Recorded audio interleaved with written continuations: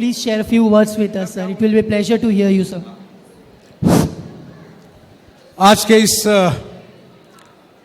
बच्चों के प्रोग्राम में शहर की बहुत ही मशहूर और खानकाही शख्सियत सोहेल खंडवानी जी, जो हाजी अली और माहिम दरगाह के ट्रस्टी हैं, आपकी प्रिंसिपल साहिबा, हमारे समाज के एक होनहार, अभी लीडर कहना शुरू करता हूँ, हालांकि वो भी प्रिंसिपल हैं, जैबा मलिक, मेरे साथी कांग्रेस में काम करने वाले आपके नगर सेवक मुफ्ती सुफियान साहब, सईद भाई और दूसरे तमाम साथी जिनकी दावत पर यहाँ हम आए हैं, बदर कुरैशी साहब, उनकी बेटी डॉक्टर नेहा, दूसरे सभी साथी। आज एक परंपरा आपने देखी, कितनी बढ़िया बात थी कि नेहा ने अपने दादी को कहा कि आप स्टेज आइए, क्योंकि ये जो पौधा लगा था वो उनके बेटे ने लगाया था। साथियों, हजरत मूसा की जब वालदा की डेथ हो गई तो अल्लाह की ओर से एक वही आई थी। मूसा चल रहे थे कोहे तूर पर, तो उनका पांव कांप गया, तो अल्लाह के यहाँ से वही में ये कहा कि मूसा अब संभल के चलो, क्योंकि अब तुम्हारी माँ नहीं रही। तो यानी कितना बड़ा मकाम माओं का अल्लाह ने अता किया है। इससे ये समझ लेना चाहिए कि वो लोग जो ये सोचते हैं कि मैंने दुनिया में बहुत तरक्की कर ली और उनके वालिदैन अगर उनसे खुश नहीं है तो यकीनन उन्होंने कुछ नहीं किया, वो घाटे में हैं। मुझे बड़ा अच्छा लगा कि जब हमारी प्रिंसिपल साहिबा 40 मिनट वाला लेक्चर जो उनके कॉलेज का है वो डिलीवर कर रही थी, तो मुझे पहली बार एहसास हुआ कि हम सबको आज भी पढ़ना चाहिए। हम सब सियासत में हैं, कोशिश करते हैं कि बड़ी कुर्सियां मिल जाएं, वहाँ बैठकर बात करें, लेकिन बच्चों यकीन मानो कि जो चीज़ें आपको वो सिखा रही हैं ये सिर्फ आपकी ज़िंदगियों में काम आने वाला, लेकिन समाज और उसके लिए कुछ आगे भी आपको करना है। तो आप जब कोई टॉपिक आपकी टीचर या आपके जो लोग हैं जो आपके लिए डिलीवर करते हैं और जब उसे आप घर में प्रैक्टिस करते हैं तो उसके तुरंत बाद 15 मिनट आप मस्ती किया करें। मस्ती से मुराद नहीं किसी के यहाँ पत्थर मारना है, किसी को सताना है, बल्कि उन सब्जेक्ट में भी जाइए जो आपको फ्रेश कर सकें और आपके पीरियड, आपके परिवार से आपको जोड़े रखें। क्योंकि अगर आपने वो नहीं किया तो ये पढ़ाई सिर्फ आपको इंसान तो नहीं बनाएगी, आप नौकरी कर सकेंगे, पैसा कमा सकेंगे, लेकिन समाज पैसा कमाने के लिए नहीं बना। समाज वो है जो आपकी कोई पहचान दे सके, समाज वो है जिससे आप किसी का कोई फायदा हो सके, और धर्म भी वही है जो किसी को फायदा पहुंचाए। अगर वो किसी को कोई चीज फायदा नहीं पहुंचाती और आप अपने लिए जी रहे हैं तो आप समाज के लिए नहीं जी रहे हैं, आपकी कोई हैसियत नहीं है। क्योंकि इस तरह की चीजें दुनिया में बहुत लोग हैं जो सिर्फ अपने लिए करते हैं, उनको कोई नहीं जानता।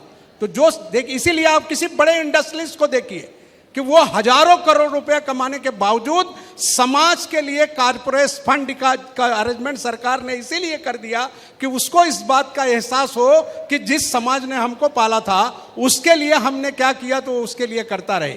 आज आपकी जिंदगी में जो अभी बच्चे आ रहे हैं 10 और 12वीं के, उनका सबसे बेहतरीन पीरियड यही है। अगर टीचर्स ने उनको नहीं संभाला तो वो अपने आप खत्म हो जाएंगे। पढ़ाई कोई महत्व नहीं रखती। मैडम, मैं गांव से आता हूं, मैं आपको एक घटना का जिक्र कर रहा हूं, उसके बाद अपनी बात खत्म कर दूंगा। इसमें से जो लोग यूपी, बिहार और अलग जगहों से होंगे, आपने अपने गांव में तालाब देखा होगा। कितने बच्चों ने तालाब देखा है?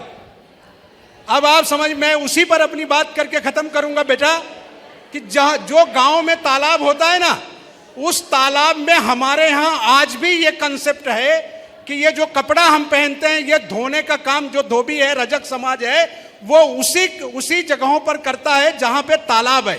वहां वो पत्थर की एक पटिया लगाता है और हमारे पुराने कपड़ों को उस पर पीटता है, उसे साफ करता है और धोकर समाज को दे देता है। आप उसके बीच की एक कहानी पर मैं अपनी बात रखता हूं।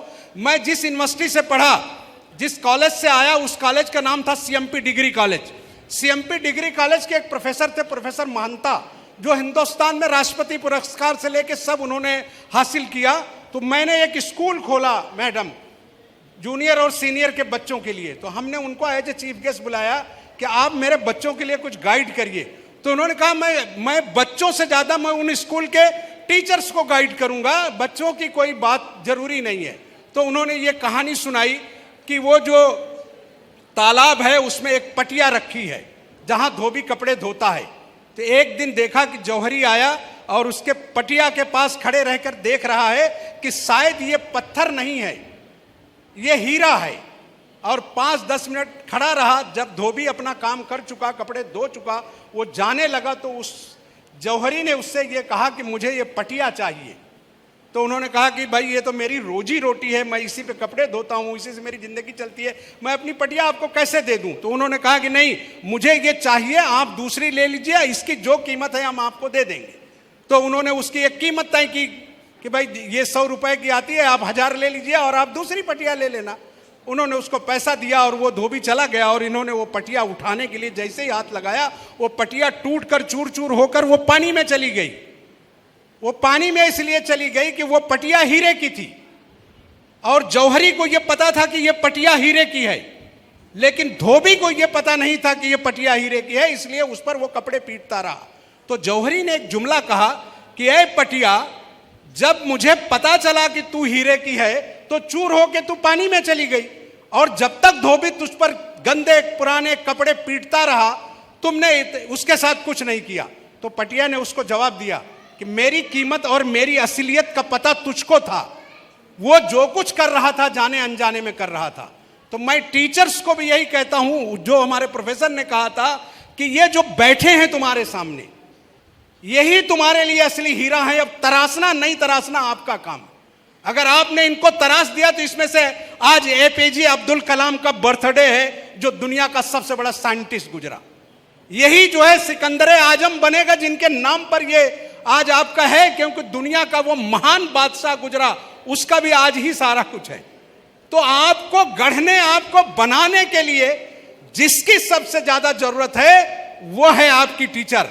तो सम्मान माँ बाप के साथ आपके टीचर का भी उतना होगा, क्योंकि अगर आपने कुछ नहीं सीखा, अगर आपने कुछ नहीं सीखा तो फिर आप इस देश में या तो राजनेता बन जाएंगे या फिर आप इतने बड़े व्यापारी हो जाएंगे, समाज से आपका रिश्ता खत्म हो जाएगा। समाज में जुड़े रहने के लिए सीखना जरूरी है। आज के इस खूबसूरत दिन आपको मैं मुबारकबाद देता हूं। मैं अपनी बात यही खत्म करता हूं। शुक्रिया, खुदा। Thank you so much sir, बहुत बहुत शुक्रिया आपका।